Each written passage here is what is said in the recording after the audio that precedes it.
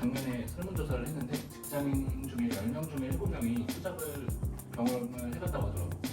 생각보다 우리 주변에도 엄청 많을 것 같아. 안녕하세요. 오늘의 안주를 소개해주세요. 오늘의 안주는 파이어족이 되고 싶은 우리의 마음을 담아서 불닭볶음면으로 정했고, 맥주는 호프하우스입니다. 호프하우스. 오늘의 주제는 직장인 투잡으로 정해봤어. 투잡. 약간 우리가 하려고 하는 거네. 하고 싶어 하는 거. 그치. 근데 아무래도 그냥 직장인의 가장 큰 장점은 매달 꼬박꼬박 정해진 날짜에 월급이 들어오는 건데 안전성이잖아. 근데 이제 작년에 코로나 이제 시대를 겪으면서 투잡을 하는 비중도 많이 늘었고, 실제로 중앙일보가 작년에 설문조사를 했는데 직장인 중에 10명 중에 7명이 투잡을 경험을 해봤다고 하더라고. 생각보다 우리 주변에도 엄청 많을 것 같아.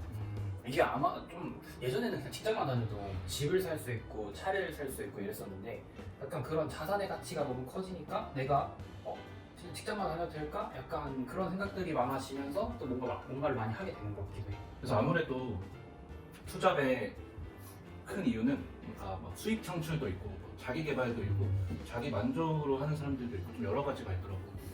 근데 아까 말했다시피 코로나 사태로 이제 뭐 희망퇴직이나 구조조정이나 아니면 무급휴직 이런 게 가능하다는 거는 우리 직장인들이 아는 거지. 그래서 이제 평생 직장이라는 시대는 절대 없구나. 그래가지고 나도 내 살 길을 찾아봐야겠다. 이렇게 해서 투잡을 서서히 시작하는 사람들도 많고, 그리고 우리는 부동산 사고 싶어 하는 사람들이 되게 많은데 부동산 가격 상승률보다 임금 상승률이 더 낮아. 그러니까 이 돈 벌어서 어떻게 집을 사냐, 약간 이런 아까 거죠. 저기 했던 말이랑 비슷한 거예요. 그리고 약간 이건 내 경우인 것 같은데 자기 개발 욕구로 인해서 이제 투잡을 하려는 사람도 있어. 그러니까 뭐 부업의 개념을 넘어서 미래를 준비하기 위한 그런 자아 실현의 그 방법으로서 투잡을 하는 사람들도 있고, 그래서 이거를 시간을 즐기고 여기서 돈을 벌면 땡큐. 그렇지만 나는 이걸로 되게 만족을 한다. 약간 이런 사람들도 많고, 그리고 이것도 딱 경제적인 얘기인데 이제 파이어족이 사실 한동안 좀 되게 핫한 키워드였잖아. 빨리 은퇴를 준비하는 그런 그 사람들을 칭하는 용어인데, 그러다 보니까 빨리 돈을 좀 땡겨서 벌자. 약간 이런 걸로 투자를 하는 사람들이 좀 많은 것 같아. 근데 입이 파이어지. 말을 못하겠는데. 근데 아무래도 좀 아무리 자산의 가치가 증가했어도 뭔가 엄청 많아진 것 같아. 예전 우리 어머니 아버지들 세대에서 투잡보다 우리 세대의 투잡이 되게 활성화되고 그 시장이 되게 커진 것 같은데 어떤 원인인지 좀 잘 모르겠어. 네. 좀 경제적으로 요즘 시대 사람들이 좀 경제적인 부분에 많은 관심을 갖는 것도 사실인데, 근데 아무래도 좀 플랫폼의 발전이 좀 한몫을 한 것 같아. 그러니까 요새는 플랫폼을 통해서 누구든지 마음만 먹으면은 투잡 시장에 뛰어들 수 있고, 예를 들어서 유튜브나 인스타, 스마트 스토어, 그리고 재능 공유 플랫폼도 되게 많잖아. 그리고 앱 서비스를 내가 외주를 할 수도 있고, 약간 이런 게 좀 많이 있는 것 같아. 근데 그래도 그 중에서도 아무래도 좀 단순 노동을 하는 사람들도 되게 자기 시간에 주말에 투자를 해서 그렇게 하는 사람들도 많은 것 같아요. 맞아. 안 그래도 우리도 지금 투잡을 하고 싶어 하고 또 관심이 많으니까 나도 많이 찾아봤는데 투자의 종류는 좀 두 가지로 나뉘는 것 같아. 첫 번째는 단순 육체적 투잡, 두 번째는 시스템 구축 투잡인데, 이 단순 육체적 투잡은 간단한 것 같아. 정해진 시간과 역할을 수행하여 정해진 금액을 얻어내는 거지. 예를 들면 뭐 우리가 맨날 하는 거, 우리 배달민족이나 찔까? 뭐 그런 음식 주문 서비스 플랫폼의 배달이라든지, 꿀이네. 아니면 제가 그런 것도 있어. 주말 하객 알바, 그 시간 동안 참여된 가서 또 수행을 하면 돈을 받을 수 있고, 또 해봤어. 펫시터도 이제 내가 애완동물을 키워봤으면 다른 이제 오. 집을 비우게 되거나 뭐 부재 중일 때 그 집의 펫을 내가 하루 동안 맡겨주는 거지. 뭐 그런 일들이 있는데, 이 단순 육체적 투잡의 장점은 준비 기간이나 초기 비용이 들지 않아서 빠르게 그냥 수익이 창출이 돼. 근데 단점은 그 이상을 못해. 그러니까 시간 대비 더 많이 돈을 못 버는 그치. 딱 정해진 시간이랑 역할 이상으로는 수익 창출이 불가능해. 근데 이거를 이제 보완하고자 또 두 번째인 시스템 구축 투잡은 다양한 플랫폼을 활용해서 자동화 시스템을 구축해서 정해진 시간과 역할 이상으로 수익을 창출하는 방법이지. 뭐 예를 들면 전자책 출판이나 아니면 뭐 스마트 스토어, 또 뭐 블로그나 유튜브, 우리가 하고 있는 유튜브도 마찬가지지. 그치. 영상이 쌓이고 쌓이다 보면 언젠가는, 지금은 아니지만 언젠가는 수익이 창출이 될 거다. 뭐 그런 그런 게 있지. 뭐 한 번 올려놓으면은 이제 사람들이 그걸 보고 이제 맞아. 많이 찾아주면은 그게 또 이제 맞아. 또 자산인데 가치가 되고 이렇다는 뭐 거지. 물론 장점은 돈을 그냥 수익이 자동화될 수 있고 또 어쨌든 시간이 절약이 되는 편이기도 하지. 근데 단점으로는 과연 그렇게 만들 수 있느냐. 뭐 예를 들면 우리 유튜버가 구독자가 몇만이 됐느냐.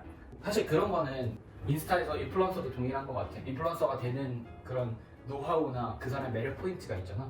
뭐 그런 것들을 쌓아가는 노하우가 필요한 것 같아. 그래서 초반에는 돈이 안 될 수도 있어.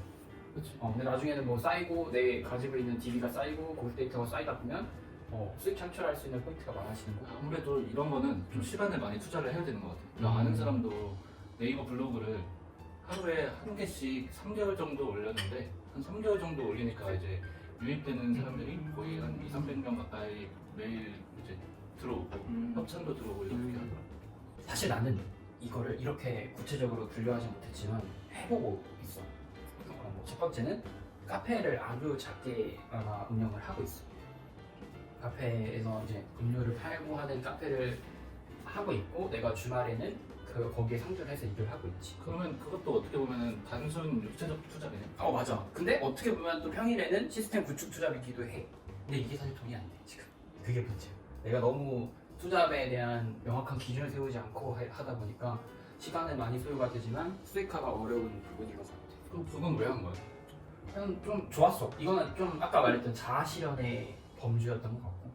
근데 카페를 해보니까 좀 내가 아무래도 공간을 주도해야지 내가 하고 싶어, 내가 원하는 결과물들이 나오는데 내가 상주하지 못하니까 뭐 다른 사람에게 이래라 저래라 하는 게 되게 쉽지 않은 일이었어. 그래서 두 번째로 시작한 게 좀 뭐 네이버 스마트 스토어 같은 건 아니지만 인스타그램으로 뭐 그런 컨셉을 잡아서 소품을 좀 판매하고 있어.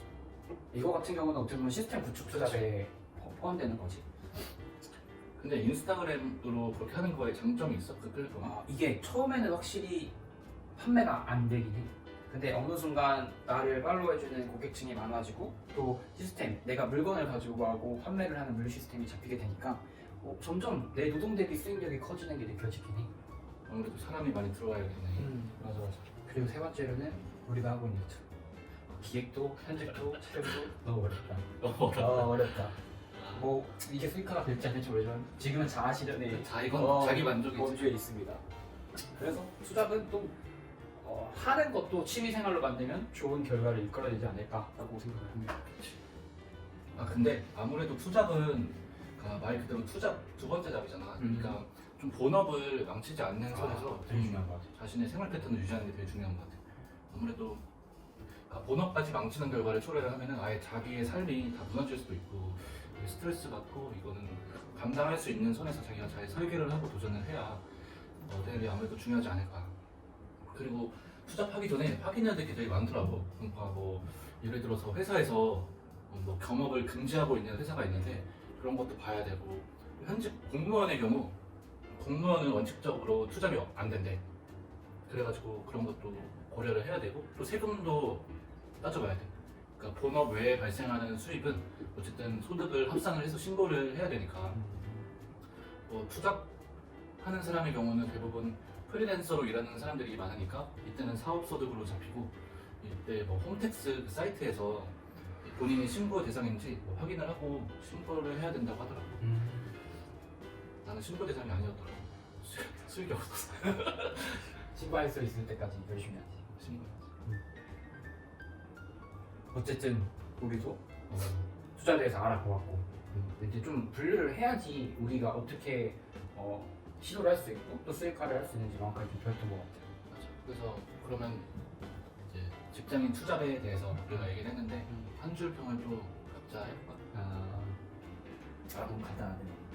그런데 빨리 유튜브로 돈 벌어서 신고하자. 일단 여러분도 꼭 신고하세요. 소득 신고. 소득 신고.